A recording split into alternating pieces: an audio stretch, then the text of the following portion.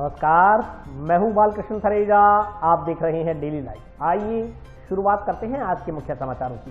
रीट प्रकरण की जांच सीबीआई से करवाने की मांग, राष्ट्रीय लोकतांत्रिक पार्टी कार्यकर्ताओं ने कलेक्ट्रेट के समक्ष किया प्रदर्शन। यातायात पुलिस ने सड़कों पर बेतरतीब खड़े वाहनों को उठवा की जब्त करने की कार्रवाई। आईटीआई कॉलोनी में हो रही नाली निर्माण कार्य में अनियमितता बरतने का आरोप लगाते हुए वार्डवासियों ने रुकवाया निर्माण कार्य। गौशालाओं को 9 माह का बकाया भुगतान देने की मांग, गौशाला विकास समिति संचालकों ने मुख्यमंत्री के नाम का ज्ञापन सौंपा उपखंड अधिकारी को। टाउन स्थित सरकारी अस्पताल के समक्ष चल रहा संघर्ष समिति का धरना सोमवार को 74वें दिन भी जारी। और अब समाचार विस्तार से। रीट प्रकरण की जांच सीबीआई से करवाने की मांग को लेकर राष्ट्रीय लोकतांत्रिक पार्टी कार्यकर्ताओं ने कलेक्ट्रेट के समक्ष प्रदर्शन कर मुख्यमंत्री का पुतला फूंका।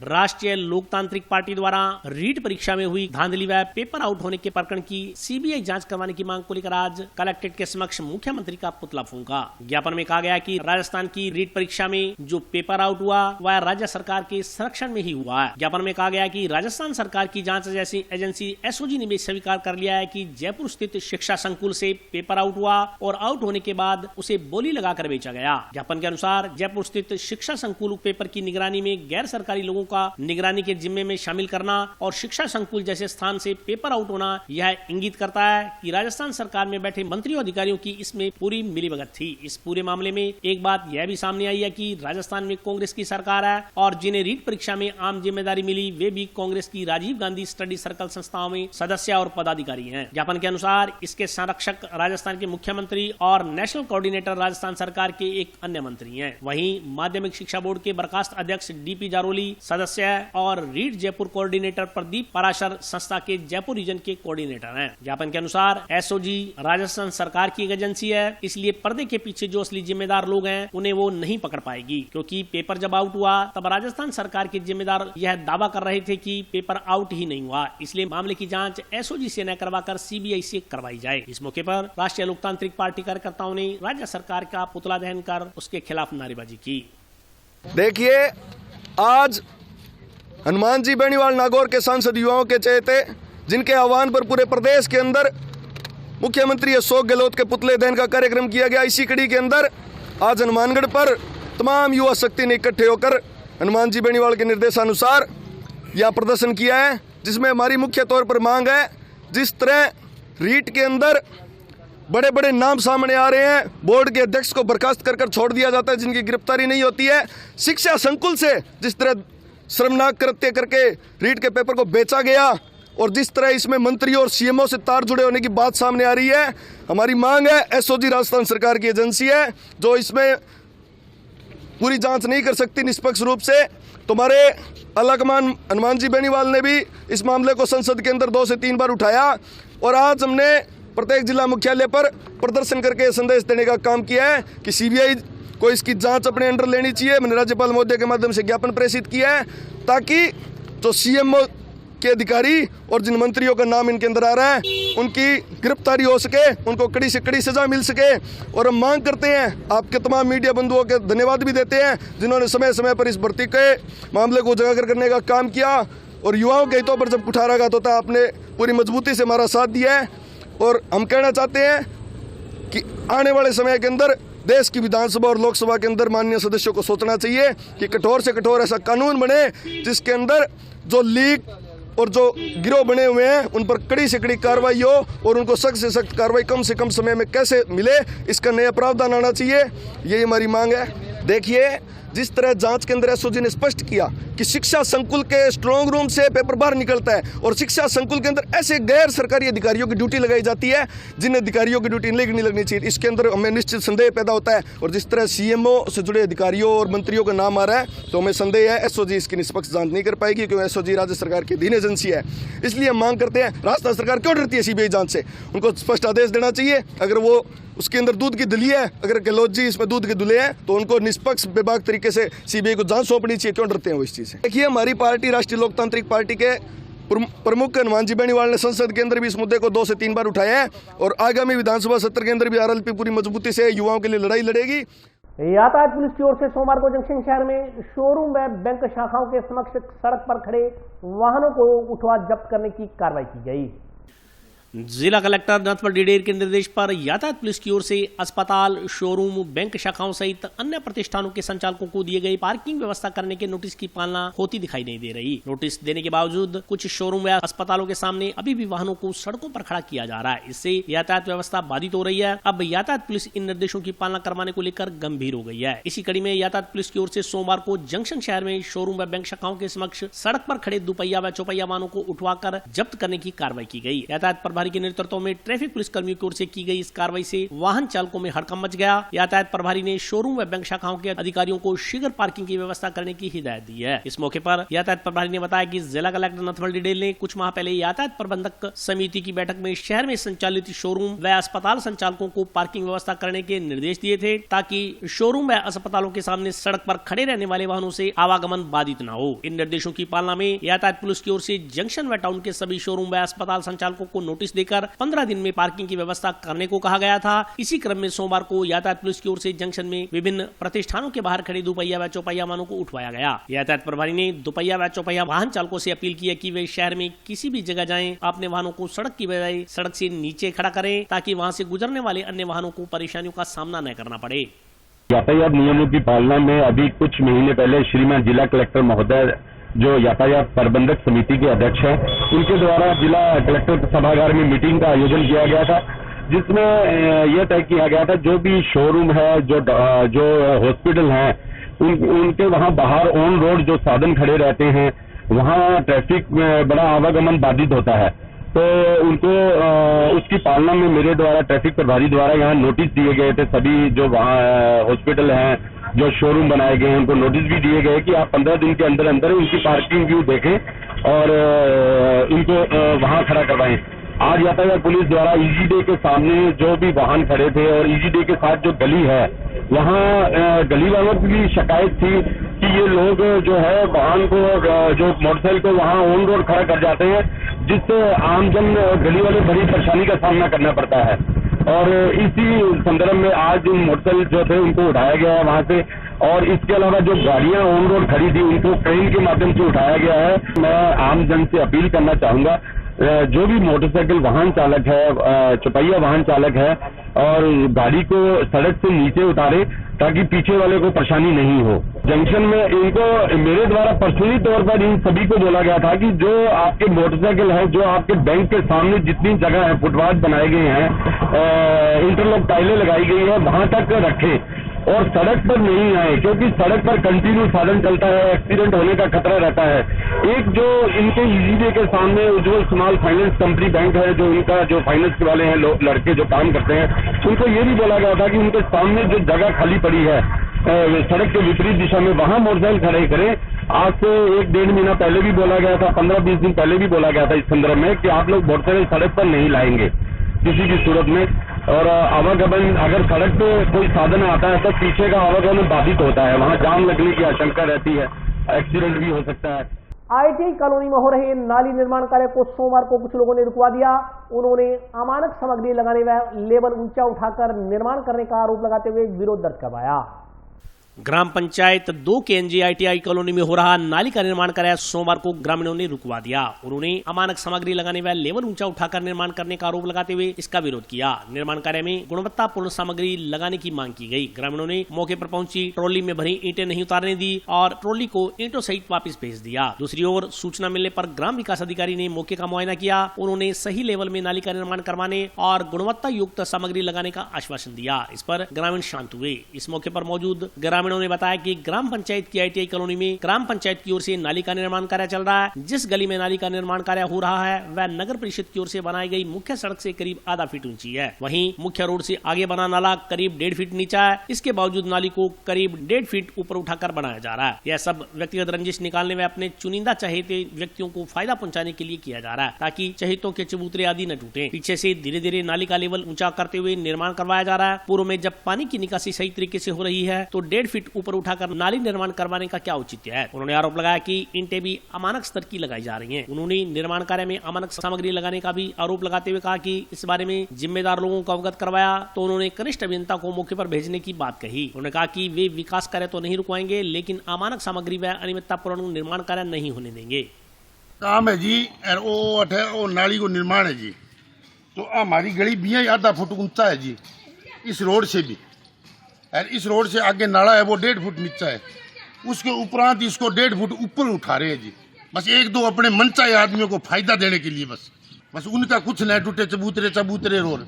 ये इन्होंने पहले लेवल धीरे धीरे ऊपर करते लाए ये, इसलिए हमने आगे ये कहा वो यहाँ क्या किया भाई। ये तो बरोबर नगर पालिका की रोड बनी हुई है, उससे भी नाली है, उसके अंदर जब निकासी पानी की हो रही है तो हमारे वाली 1.5 फुट ऊपर से होगी क्या। मेटेरियल है ही नहीं, पूरी राख लग रही है इसके अंदर। मेटेरियल है, ये देखा आपको मैंने दिखाया, भोर के दिखाया, ये रहा। न इसमें कोई जमा है, न इसमें कुटाई है, न कुछ नहीं है। ईंटें ये आपके सामने पड़ी, कैसी देख लो। तो फोन किया था कल मैंने, तो बोले जी आपके पास जयन साहब आ रहे हैं क्या। नहीं, हम विकास तो रुकवाते नहीं, और ये नाजायज तरीके से जो लोगों को घर बुर रहे हैं, कोशिश कर रखी है इन्होंने, व्यक्तिगत ये रंजिश निकाल रहे हैं। मैं मिस्त्री हूँ यहाँ नाली का ग्रामीण, तो ये लेवल तो बता रहे सही नहीं है। इधर नाली जैसे पानी इधर जोड़ना है तो इधर जाता है, ऊंचा तक है नाला। ईंट वैसे तो ठीक ही है, बाकी बट्टों पे है नहीं, इसलिए अब आ रही है। तो एक ट्राली कल आई है, वो भेज दी उन्होंने धक्के से, तो आज सही आई है। कारण तो हल्की जैसे है, नरम है, नुकसान ज़्यादा नुकसान तो नहीं है। बात तो करी है, वो आ रहे हैं तभी तो रोक दिया उनका। लेवल तो उधर जाएगा तो ऊंचा ही है, बाकी इधर निकाले तो कोई दिक्कत नहीं है। तो 2 केंद्र में 2 काम चल रहे हैं जहाँ नाली एक में बन चुकी है, एक में बन रही है। उसमें सुबह मैंने देखा और मैं गया था साइड पे, लोगों का ये मानना था अभी ईंट कमजोर आ रही है। तो मैंने उन जहाँ से ईंट सप्लाई हो रही है उनको तुरंत मैंने फोन करके ईंट वापस उठाने के लिए कह दिया। एक अन्य गली में जहाँ पे नाली का लेवल का संबंध में था, उस लेवल में जो भी है कमी तो उसे दुरुस्त करा दिया जाएगा। मिस्त्री को बुला के उसके संबंध में उसे पावन कर दिया कि वो उसे सही कर देगा। बिल्कुल मिस्त्री को ये कहा है कि इस प्रकार से जो भी काम है उसे लेवल को विशेष तौर पे ध्यान रखा जाए। जंक्शन स्थित भगत सिंह यादगार केंद्र में सोमवार को जनवादी लेखक संघ व जन नाट्य मंच के बैनर तले संगीत प्रेमियों ने भारत रत्न स्वर कोकिला लता मंगेशकर को श्रद्धांजलि अर्पित की। जंक्शन के लाल चौक के नजदीक स्थित शहीद भगत सिंह यादगार केंद्र में सोमवार को जनवादी लेखक संघ व जन नाट्य मंच के बैनर तले संगीत प्रेमियों ने भारत रत्न स्वर कोकिला लता मंगेशकर को श्रद्धांजलि अर्पित की। इस दौरान 2 मिनट का मौन रखा गया। संघ व मंच पदाधिकारियों ने कहा कि दुनिया भर में शोहरत पाने वाली, करोड़ों दिलों पर राज करने वाली, अपनी सुरीली आवाज से मंत्र मुग्ध कर देने वाली लता मंगेशकर हमारे बीच से चली गयी। उन्होंने स्वर कोकिला की ओर से गाए गए कई गीतों का उदाहरण प्रस्तुत करते हुए कहा कि इन गीतों को कभी भुलाया नहीं जा सकता। उनके जाने से सुर, लय और ताल का एक अध्याय समाप्त हो गया। बहादुर सिंह चौहान ने कल भी सूरज निकलेगा, कल भी पंछी गाएंगे, सब तुझको दिखाई देंगे पर हम न नजर आएंगे, नाम गुम जाएगा, चेहरा ये बदल जाएगा, मेरी आवाज ही पहचान है, गर याद रहे आदि गीत गाकर माहौल को गमगीन कर दिया। उन्होंने कहा कि लता मंगेशकर ने ऐ मेरे वतन के लोगों जरा याद करो कुर्बानी सहित 26 भाषाओं में गीत गाकर संगीत प्रेमियों को सौगात दी। उन्होंने कहा कि लता मंगेशकर के जाने से देश ने एक बहुत बड़े कलाकार तथा हीरे को खो दिया। बेशक वे आज हमारे बीच नहीं हैं, लेकिन उनके गाए गीत चिरस्थायी स्मृति के रूप में हम सबके बीच रहकर उनकी याद दिलाते रहेंगे। वक्ताओं ने कहा कि स्वर कोकिला भारत रत्न लता मंगेशकर के निधन से कला जगत की अपूर्णीय क्षति हुई है। भारत में संगीत का एक युग समाप्त हो गया।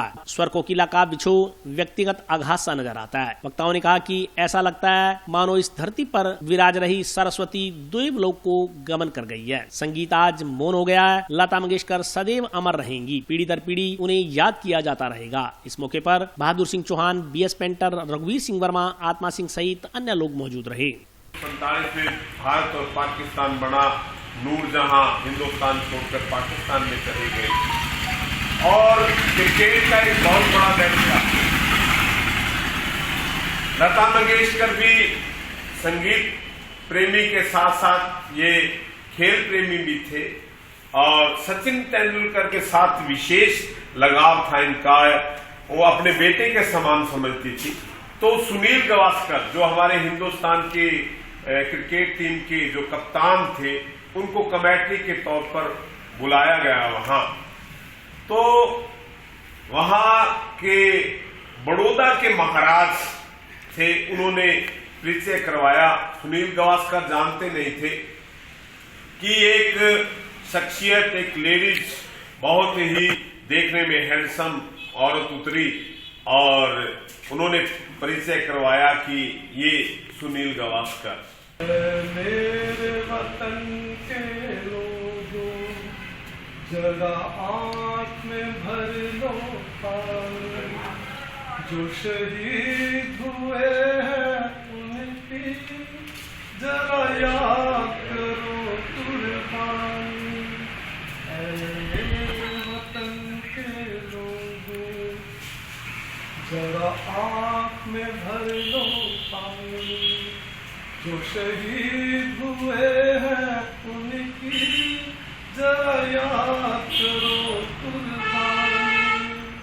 आज शहीद भगत सिंह यादगार केंद्र पर जन नाट्य मंच और जनवादी लेखक संघ के कलाकारों द्वारा आज लता मंगेशकर दीदी को श्रद्धांजलि दी, जिसके अंदर हमारे जितने भी लेखक थे, हमारे एक्टर थे, गायक थे, तमाम साथियों ने आज उनकी जीवनी के बारे में, उन्होंने कहाँ कहाँ अवार्ड जीते, राष्ट्रपति अवार्ड मिला, दादा फाल्के, तमाम जितने भी थे वो सारी की सारी बातें, और कहाँ कहाँ उन्होंने लंदन के अंदर बाहर मुल्कों में प्रोग्राम दिया, तमाम उनकी जीवनी के ऊपर प्रकाश डाला।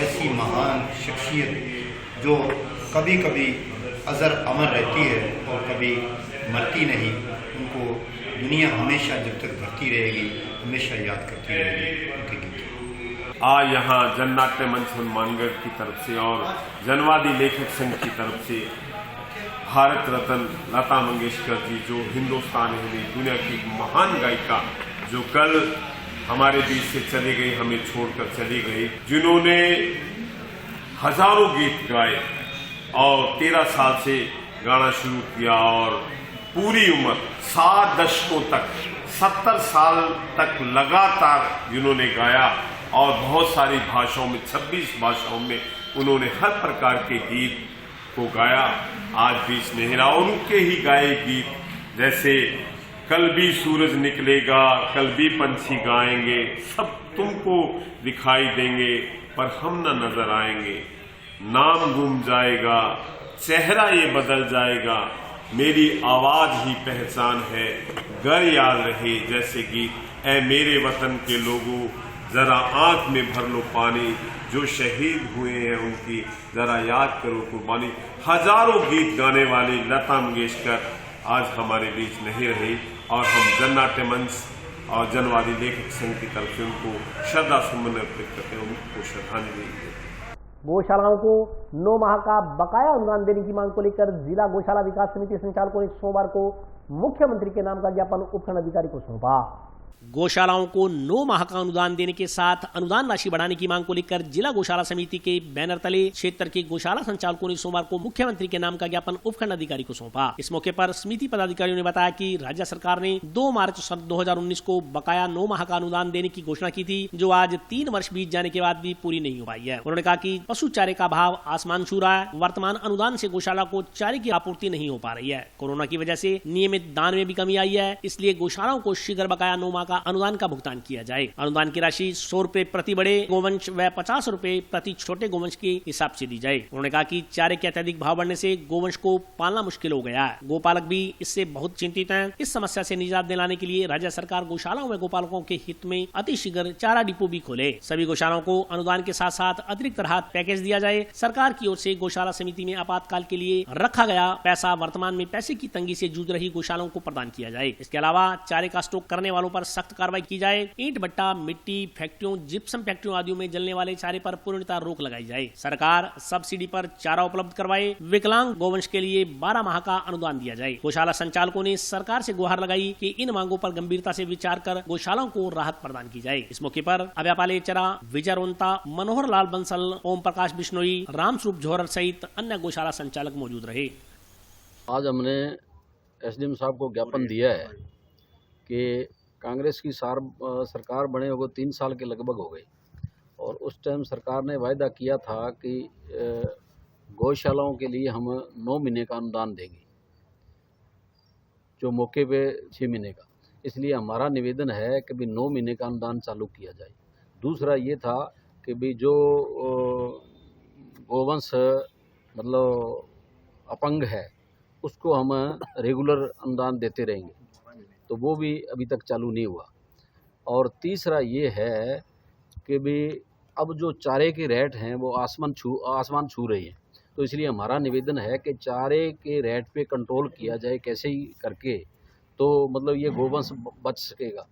ये तो गौशालाओं की कोई हालात नहीं है, तो ये हमने आज ज्ञापन दिया है, ये निवेदन किया है सबने। आज हमने श्री मुख्यमंत्री के नाम से जो गौशाला ने विज्ञापन दिया है उसमें ये है कि भी अनुदान की राशि अब कम पड़ने लग गई, तो 6 महीने की जगह इसको 9 माह का किया जाए, गवर्नमेंट का ये वायदा भी था। और शहर के अंदर जो आवारा गोवंश घूम रहा है इसके लिए भी हम सरकार से प्रयास कर रहे हैं कि भी नंदियों को 12 महीने का यदि अनुदान दे तो ये काफ़ी हद तक समस्या हल हो जाएगी। और अभी वक्त ब्रेक का, हाजिर होता हूँ छोटे से ब्रेक के बाद।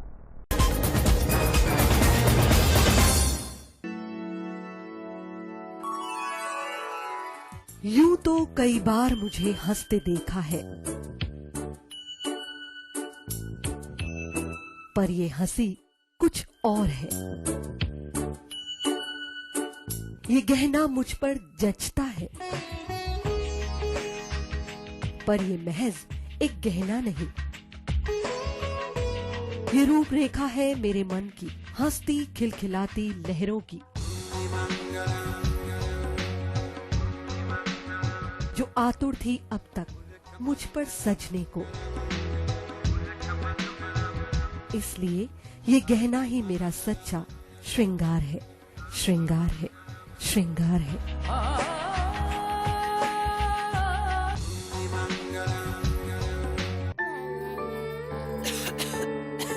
दीदी ये देखो,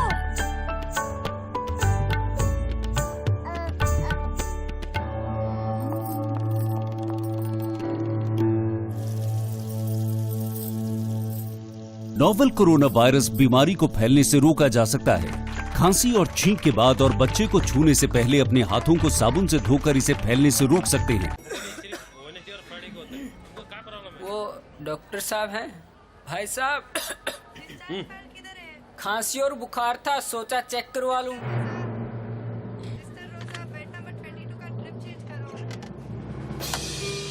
नोवेल कोरोना वायरस बीमारी को फैलने से रोका जा सकता है। बुखार के साथ खांसी और छींक होने पर तुरंत नजदीकी हेल्थ क्लिनिक या केंद्र जाएं। ब्रेक के बाद स्वागत है। आइए नजर डालते हैं अगले समाचारों पर। मुख्य चिकित्सा एवं स्वास्थ्य अधिकारी डॉक्टर नवनीत शर्मा का कहना है कि पालतू या अन्य जानवरों से मनुष्य में कोविड संक्रमण फैलने का खतरा नहीं है। मुख्य चिकित्सा एवं स्वास्थ्य अधिकारी डॉक्टर नवनीत शर्मा का कहना है कि पालतू या अन्य जानवरों से मनुष्य में कोविड संक्रमण फैलने का खतरा नहीं है। उन्होंने बताया कि अभी तक जितने रिसर्च हुए हैं या जितने दस्तावेज विभाग के पास उपलब्ध हैं, उसके आधार पर यही कहा जा सकता है कि पालतू जानवरों से कोविड संक्रमण की संभावना न के बराबर है। भविष्य में कोई रिसर्च आएगी तो एक अलग बात है, लेकिन वर्तमान समय में यह कहा जा सकता है कि न तो कोविड मरीज से पालतू जानवर को खतरा है और न ही पालतू जानवर से आम आदमी को कोई खतरा है। सीएमएचओ ने कहा कि चूंकि सरकार की ओर से वैक्सीनेशन का महाअभियान चलाया जा रहा है, इसलिए उनकी अपील है कि सभी व्यक्ति अपनी पहली व दूसरी डोज जरूर लगवाएं। जिनके प्रिकॉशन डोज लगनी शुरू हो गई है वे अपनी प्रिकॉशन डोज भी लगवाएं। 15 से 18 साल तक के सभी युवा भी वैक्सीनेशन करवाएं, ताकि भविष्य में इस तरह की किसी प्रकार की संभावना होती है तो उसे हम अपनी सुरक्षा कर सकें। जी, अभी तक जितनी रिसर्चेज है और जो भी रिटर्न डॉक्यूमेंट्स हमारे पास अवेलेबल हैं, उसके आधार पर हम यही कह सकते हैं कि पेट एनिमल से कोविड संक्रमण की संभावना नहीं है। फ्यूचर में कोई रिसर्च आएगी तो अलग बात है, लेकिन आज तक की कंडीशन यही है कि ना तो कोविड पेशेंट से पेट एनिमल्स को खतरा है और ना ही पेट एनिमल से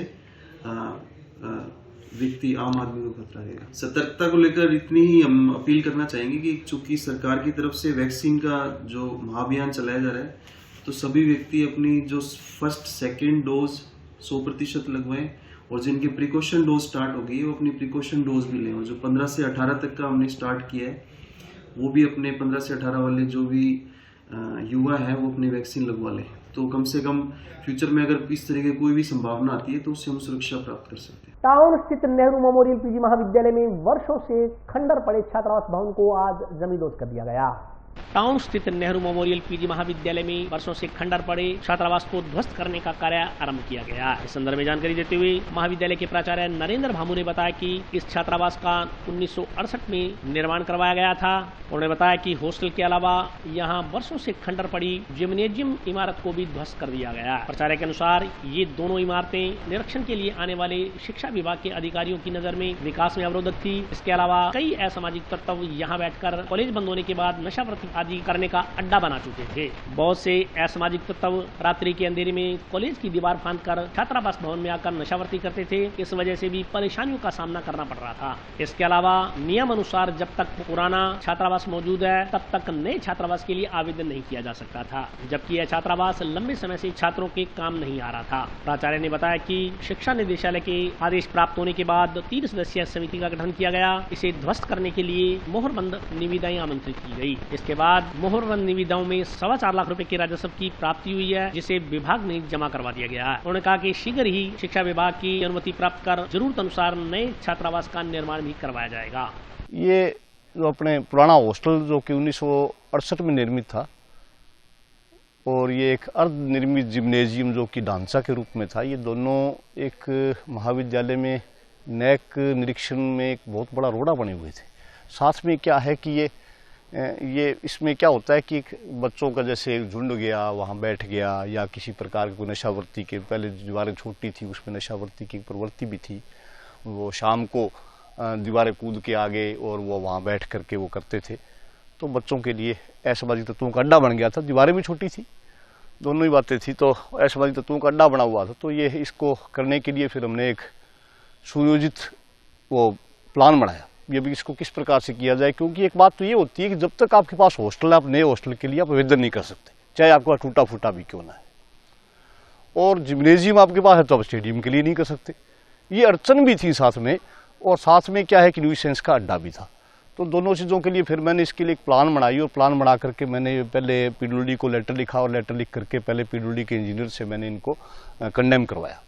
ये कंडेम तो था ही, लेकिन इसको प्रयास नहीं किए गए थे, इसलिए इसको कंडेम का करवा प्रक्रिया की गई।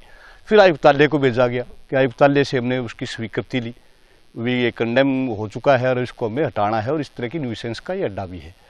तो आयुक्तालय ने हमें दे दिया। फिर उसके बाद में हमने पीडब्ल्यूडी को फिर से एक पत्र लिखा कि आप इसको अब हटाने की प्रक्रिया बताइए कैसे करनी है हमारे को। और उधर से आयुक्तालय ने हमें ये निर्देश दिए कि आप जो है मोहरबंद निविदाएं आमंत्रित करके, और पीडब्ल्यूडी के इंजीनियर को और कलेक्टर साहब के नॉमिनी को 3 आदमी होंगे, एक प्राचार्य, एक कलेक्टर साहब का नॉमिनी और एक पीडब्ल्यूडी का नॉमिनी। तो पीडब्ल्यूडी का नॉमिनी हमने लिया एन साहब को, कलेक्टर साहब ने मुझे मनोनीत कर दिया।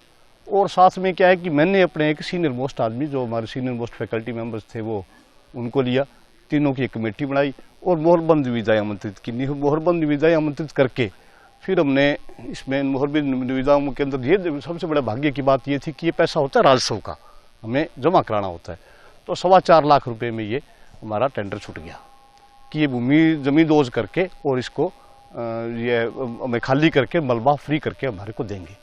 टाउन स्थित सरकारी अस्पताल के समक्ष चल रहा संघर्ष समिति का धरना सोमवार को 74वें दिन भी जारी रहा। संघर्ष समिति, संघर्ष समिति, संघर्ष समिति। टाउन स्थित राजकीय जिला चिकित्सालय के समक्ष चल रहा संघर्ष समिति का धरना सोमवार को 74वें दिन भी जारी रहा। सोमवार को मार्बल मिस्त्री यूनियन के सदस्यों ने धरने को अपना समर्थन दिया। मार्बल मिस्त्री यूनियन के सदस्यों ने जनप्रतिनिधियों पर आरोप लगाया कि वे वर्षों पुराने इस अस्पताल को अपने स्वार्थों के चलते यहाँ से स्थानांतरित कर नवा बाईपास पर ले जाना चाहते हैं। उन्होंने कहा कि वे तथा उनके परिवारों के अन्य सदस्य इस अस्पताल का पिछले 50 वर्षों से स्वास्थ्य लाभ ले रहे हैं। अब यदि इस अस्पताल को वहाँ स्थानांतरित किया जाता है तो उनको मुश्किल का सामना करना पड़ेगा। मार्बल मिस्त्री यूनियन सदस्यों ने आरोप लगाया कि टाउन क्षेत्र के लोग पिछले लगभग 2.5 महीने से अस्पताल को लेकर संघर्ष कर रहे हैं, मगर सरकार इस ओर कोई ध्यान नहीं दे रही। उन्होंने कहा कि सरकार की उपेक्षा यह दर्शाती है कि इस मामले में उसे टाउन क्षेत्र की जनता की कोई परवाह नहीं है। उन्होंने चेतावनी दी कि आने वाले विधानसभा चुनाव में लोग कांग्रेस पार्टी को इस सवाल का उत्तर देंगे। जिला अस्पताल बचाओ संघर्ष समिति के तहत आज 74वें दिन मार्बल व्यवसायियों ने धरना दिया, और इस धरने में स्वर सम्राज्ञी लता मंगेशकर को श्रद्धांजलि दी गई। इस धरने का उद्देश्य ये है लगातार ये धरना चल रहा है, प्रदर्शन भी किया गया है, संघर्ष समिति के तहत चक्का जाम भी किया गया।